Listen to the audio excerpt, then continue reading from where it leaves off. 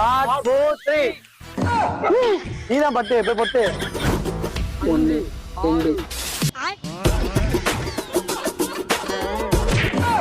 2 வரேன் ஒழுங்கோ கக்கம்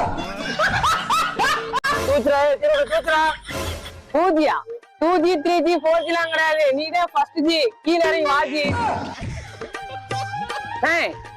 இங்கிட்ட இருந்து பயங்க ஓடி போனா பாத்தீங்களா? ஆகல தம்பி.